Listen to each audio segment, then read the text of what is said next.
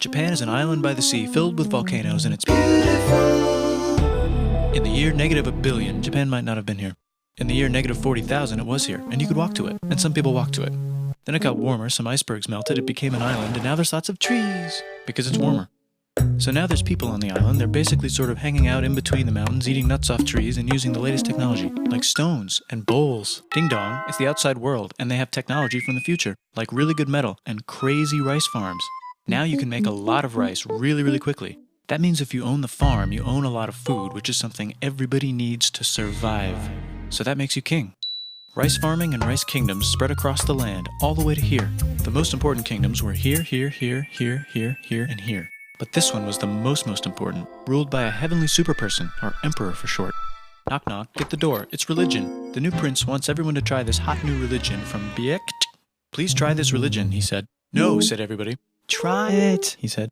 No, said everybody again, quieter this time. And so the religion was put into place, and all the rules that came with it. Then the government was taken over by another clique, and they made some reforms, like making the government govern more, and making the government more like China's government, which is a government that governs more. Hi, China, they said. Hi, dipshit, said China. Can you call us something else other than dipshit, said Japan. Like what, said China. How about Sunrise Land, said Japan. And they stole China's alphabet and wrote a book about themselves. And then they made lots of poetry and art and another book about themselves. Then they stopped moving the capital every time the emperor died and kept it in one place for a while, right here. And they conquered the north finally. Get that squared away. A rich hipster named Kukai is bored with modern Buddhism, visits China, and learns a better version, which is more spiritual. Comes back, reinvents the alphabet, and causes art and literature to be great for a long time. And the royal palace turned into such a dream world of art that they really didn't give a shit about running the country. So if you live outside the palace, how are you supposed to protect your shit from criminals? Hire a samurai. Everyone started hiring samurai. Rich, important people hired samurai. Poor people who could not afford to hire samurai did not hire samurai. The samurai became organized and powerful, more powerful than the government. So they made their own military government. Here, they let the emperor still be emperor, but the shogun is actually in control. Breaking news, the Mongols have invaded China. We've invaded China, said the Mongols. Please respect us, or else we might invade you as well. Okay, said Japan. So the Mongols came over, ready for war, and died in a tornado. But they tried again, and had a nice time fighting with the Japanese, but then died in a tornado. Then the emperor overthrows the shogunate. Then the shogunate overthrows him back and moves to Kyoto and makes a new shogunate. And the emperor can still dress like an emperor if he wants, that's fine. Now there's more art. Like painting with less colors, collaborative poetry, plays, monkey fun, tea parties, gardening, architecture, flowers. It's time for who's going to be the next shogun. Usually it's the shogun's kid, but the shogun doesn't have a kid. So he tries to get his brother to quit being a monk and be the next shogun. He says okay, but then the shogun has a kid. So now who's it gonna be? Vote now on your phones. And everyone voted so hard that the palace caught on fire and burned down. The shogun actually didn't care, he was off somewhere doing poetry. And the whole country broke into pieces. Everyone is fighting with each other for local power, and it's anybody's game. Knock knock, it's Europe. No, they're not here to take over, they just want to sell some shit, like clocks, and guns, and Jesus. So that's cool, but everyone's still fighting each other for control, now with guns. And wouldn't it be nice to control the capital, which right now is puppets, with no one controlling them? This clan is ready to make a run for it, but first they have to trample this smaller clan, which is in the way. Surprise, the smaller clan wins, and the leader of that clan steals the idea of invading the capital and invades the capital, and it goes very well. He's about halfway through conquering Japan when someone who works for him kills him, and then someone else who works for him kills them, and that guy finishes conquering Japan. And then he confiscated everybody's swords, and made some rules. And now I'm going to invade Korea, and then hopefully China, he said, and failed, and also died. But before he died, he told these 5 guys to take care of his 5-year-old son until he's old enough to be the next ruler of Japan. And the 5 guys said, yeah, right, it's not going to be this kid, it's going to be one of us, because we're grown-ups. And it's probably going to be this guy, who happens to be way more rich and powerful than the others.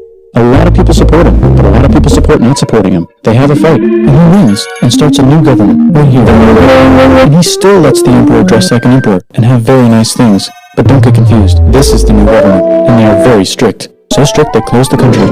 No one can leave, and no one can come in. Except for the Dutch, if they want to buy and sell shit, but they have to do it right here. Now that the entire country was not at war with itself, the population increased a lot. Business increased, schools were built, roads were built, everyone learned to read, books were published, there's poetry, plays, sexy times, puppet shows, and Dutch studies. People started to study European science from books they bought from the Dutch. We're talking geography, skeletons, physics, chemistry, astronomy, and maybe even electricity. Over time, the economic and cultural prosperity began to gradually slow down. Knock knock. It's the United States, with huge boats, with guns, gunboats. Open the country. Stop having it be closed, said the United States. There's really nothing they could do, so they signed a contract that lets the United States and Russia visit Japan anytime they want. Choshu and Satsuma hated this. That sucks, they said. This sucks. And with almost very little outside help, they overthrew the shogunate and somehow made the emperor again and moved him to Edo, which they renamed Eastern Capital. They made a new government, which was a lot more Western. They made a new constitution that was pretty Western, and a military that was pretty Western. You know what else is Western? That's right, it's conquering stuff. So what can we conquer? Korea. They conquer Korea, taking it from its previous owner, China, and then go a little bit further. And Russia rushes in out of nowhere and says, "Stop, no, you can't take that. We're going to build a railroad through here to try and get some more money." And Russia builds their railroad, supervised by a shit ton of soldiers. And then when the railroad was done, they downgrade it to a fuck ton. But I said downgrade and upgrade. And Japan says, "Can you maybe chill?" And Russia says, "How about maybe you chill?" Japan's kind of scared of Russia. You'll never guess who's also kind of scared of Russia.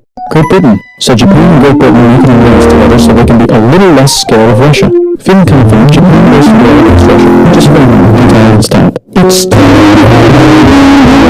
the world is about to have a war, because it's the 1900s and Americans are going to kill it, and all these empires are excited to tell them on each other. Meanwhile, Japan has been enjoying conquering stuff and the next thing on the list is this part of China and lots of tiny islands. All that stuff belongs to China, which just had water clothing in Britain, because Britain is friends with Belgium, which was being trespassed by Germany and they were going to kick France's ass because France is friends with Russia, who was getting ready to kick Austria's ass because Austria was getting ready to kick Serbia's ass because someone from Serbia shot the leader of Austria's ass. Or, actually shot him in the head. And Britain is coming with Japan, so you know what that means. Well, Japan, which they wanted to do anyway, so they called Britain and Kelly to sort of let them know. And then they did it. And they also helped Britain out who now the certain and stuff. Now the war is over, and congratulations, Japan, you technically fought in war, which means they sit at the negotiating table with the big dudes, where they decided who wins what. And yes, Japan gets to keep all that shit they stole from Germany. You also get to be a post-war whose mission statement is to try to take over the world.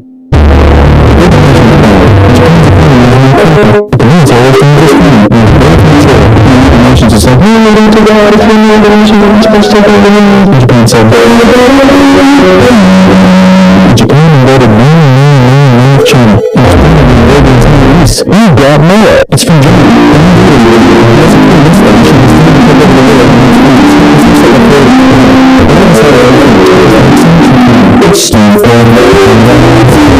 Germany is invading the neighbors. Then they invade the neighbors' neighbors. Then the neighbors' neighbors' neighbors who happened to be Britain said, "Oh, sure," and then the States started helping Britain because they were started because they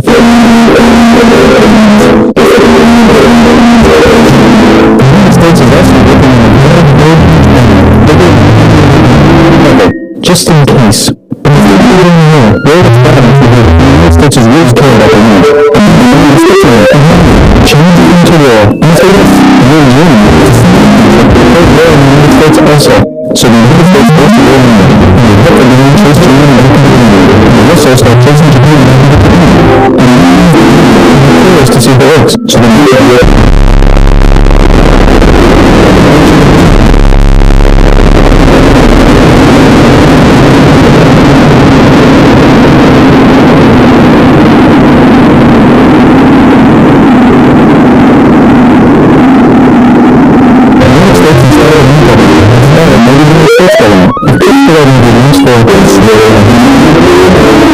Japan starts making